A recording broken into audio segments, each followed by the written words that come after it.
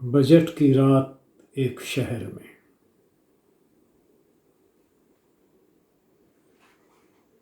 Budget की रात, तारे आसमान में टिमटिमा रहे थे, पर धरती पर अंधेरा था। हवा तेज थी और कुछ हद तक भयावनी। तभी शहर की एक गली से कुछ दिव्य पुरुष तेजी से जाते दिखे। एक व्यक्ति ने उन्हें रोका और पूछा, आप लोग कौन हैं और कहाँ को जाते हैं? एक दिव्य पुरुष ने, जो अपेक्षाकृत अधिक दिव्य था और उन सब लोगों का नेता प्रतीत होता था, धीरे से कहा, हम फरिश्ते हैं, शहर में सिगरेटें खरीदने जा रहे हैं। कल बजट है, सिगरेटें महंगी हो जाएंगी। ये सुनकर उस व्यक्ति ने अपनी जलती हुई सिगरेट, जिसे वह मज़े ले लेकर फूंक रहा था, बुझा दी और बुझी सिगरेट को संभाल कर डिबिया में रख लिया। मुझे भी कुछ इंतज़ाम तो करना पड़ेगा, कल बजट है। वह व्यक्ति बड़बड़ाया और उन फरिश्तों को सलाम कर तेजी से बढ़ लिया।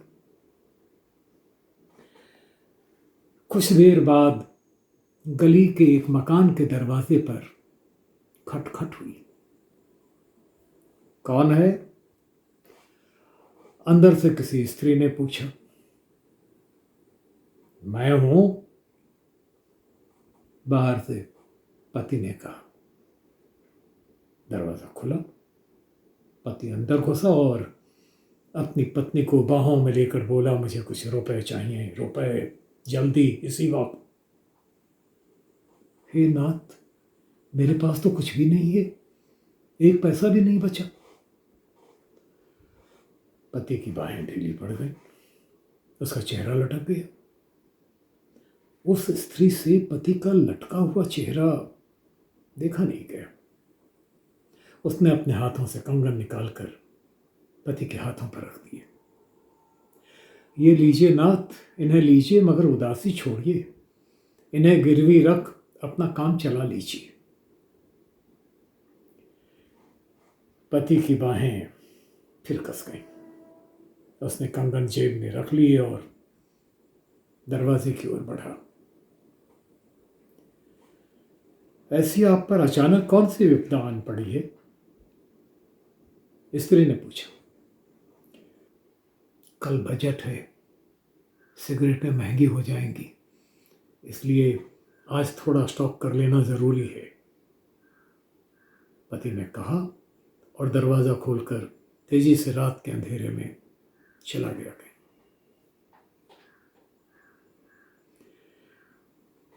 बजट की रात, चांद अभी तक आसमान के नाम ईशु नहीं हुआ था। राहगीर ने दूर से शहर की मीनारों को देखा और उस ओर अपना घोड़ा बढ़ाया। वह किसी सराय की तलाश में था, जहां वो रात भर किसी भटियारन के आंचल से मुंह लपेट शराब के कुल्हड़ उल्टे कर सो जाए, ताकि कल के सफर के लिए तरोताज़ा अनुभव कर सके। वो तेजी से शहर की ओर बढ़ा। मीनार के पास बनी इमारत के पास से वो गुजरा तो उसने देखा कि वहां काफी लोग खड़े थे। पता लगा शहर का एक अमीर आदमी बीमार है और डॉक्टर उसे देखने आया हुआ है। तभी इमारत के दरवाजे से डॉक्टर बाहर आया। क्या हुआ डॉक्टर साहब? अमीर की तबीयत कैसी है? वे बच तो जाएंगे?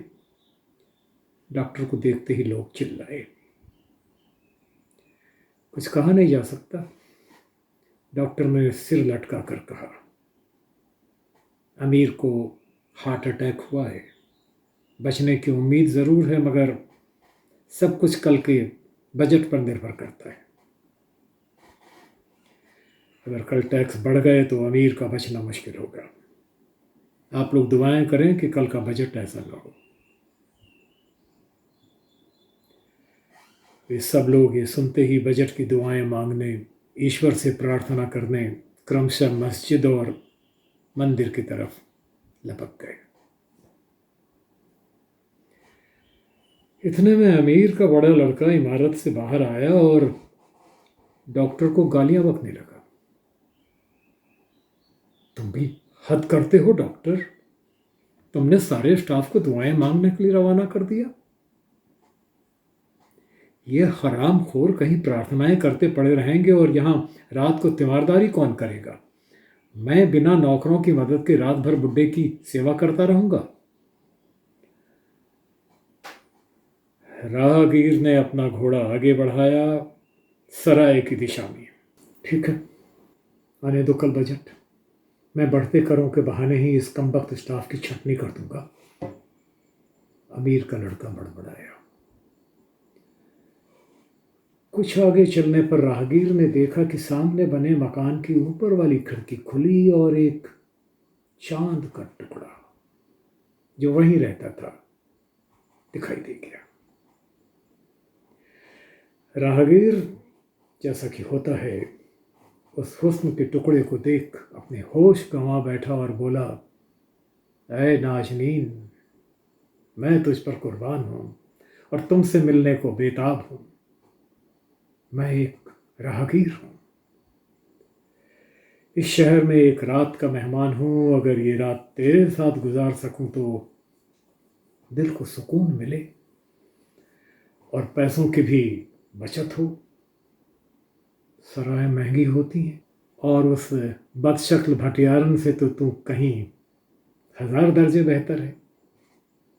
मैं तुझ पर मरता भी हूं। ऐसा है तो ऊपर आ जा, नाजनीन ने जवाब दिया। राहगीर ने घोड़ा बांधा, घास डाली और लपक कर सीढ़ियां चढ़ लिया। ऐ खूबसूरती की मलिका, क्या तुम किसी सौदागर की बीवी है जो नसीब का मारा इस वक्त परदेश में है? हाँ, उस परी चेहरा ने जवाब दिया और राहगीर से पूछा, तेरा नाम क्या है? हातिम ताई। अगर तू हातिम ताई है तो मेरी मदद कर। बोल, क्या मदद चाहिए? मैं तुझ पर 100 जान से कुर्बान। तू कहे तो आसमान के तारे तोड़ कर ला दूं। हालांकि आजकल उनका फैशन ही नहीं रहा। ऐ हातिम, कल बजट पेश होने वाला है और सुना कि सरकार सूखे मेवों पर टैक्स लगाने वाली है। मेरा पति सूखे मेवों का व्यापारी है जो नसीब का मारा इस वक्त परदेश में है। आज की रात तू ही मेरे पति की जगह है और तुझे वो सब करना चाहिए जो मेरा पति करता है। ये बजट की रात है। तू शहर की मंडी में जा और सूखे मेवों का स्टॉक नीचे गोदाम में रखवा दे ताकि कल जब टैक्स बढ़े तो मैं उन्हें ऊंचे दामों पर निकाल सकूं। मैं तुझे स्टॉक की खरीदी के लिए ज़रूरी रकम देती। हातिम ने सिर पर पगड़ी रखी, रुपया जेब में रखा और घोड़े के मुंह से घास छीन उस पर बैठ शहर की मंडी की तरफ रवाना हो गया। रात भर वो सूखे मेवे के थैले खरीद, घोड़े पर लाद, उस नाज़नीन के घर के नीचे बने गोदाम में ढोता रहा और जब सुबह हुई उस हुस्नबानों से अलविदा कह अगले मुकाम के लिए रवाना हो गया। इस कहानी से उसे ये सबक भी मिला कि बजट के दिनों में नसीब के मारों को परदेश की यात्रा नहीं करनी चाहिए। बजट की रात चांद बाजार से एक सिरे से गायब हो गया था। सिर्फ तारे चमक रहे थे, मगर उससे क्या होता है? बेचारे छोटे पूंजी वाले और असंगठित, वे सब मिलकर भी उजाले का टेंडर तो नहीं भर सकते। सामने वाली पार्टी चांद और उसकी चांदनी देखती है, वो सितारों का टोटल नहीं लगाती। वे दोनों खिड़की के पास लेटे हुए थे, एक दूसरे में मगन। लड़की सुंदर, उसके शरीर में लोच था। लड़का स्वस्थ और उसके शरीर में सारे आवश्यक विटामिन, कैल्शियम, आयरन, फास्फोरस आदि तत्व थे। तुम्हारी बातों में शक्कर घुली रहती है, लड़की ने लड़के के स्वस्थ सीने पर उंगलियां फेरते हुए कहा। आज की रात और मेरी बातें सुन लो, सिर्फ आज की रात, लड़के ने लड़की के बालों को सहलाते हुए कहा। क्यों? कल बजट पेश हो रहा है, सुना है शक्कर पर टैक्स बढ़ जाएंगे, फिर बातों में ये मिठास रहे न रहे। ऐसा मत कहो, लड़की ने उसके मुंह पर हाथ रख दिया। लड़का गंभीर हो गया, फिर धीरे से बोला, कई बार सोचता हूं बदन में आयरन और फास्फोरस रहते तुमसे शादी कर लूं, पता नहीं कब क्या हो।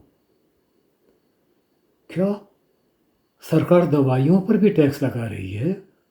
वो घबरा गई। कहा कुछ नहीं जा सकता, लड़के के स्वर में निराशा थी। वो पूरे लोच के साथ उसके समीप आ गई, जैसे कि ये उनके सुखमय जीवन की आखिरी रात हो।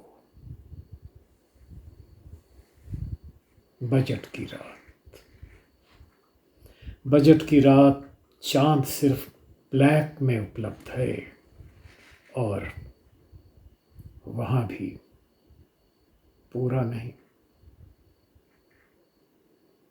एक तारा आत्महत्या कर अभी अभी क्षितिज की ओर कहीं गिर पड़ा।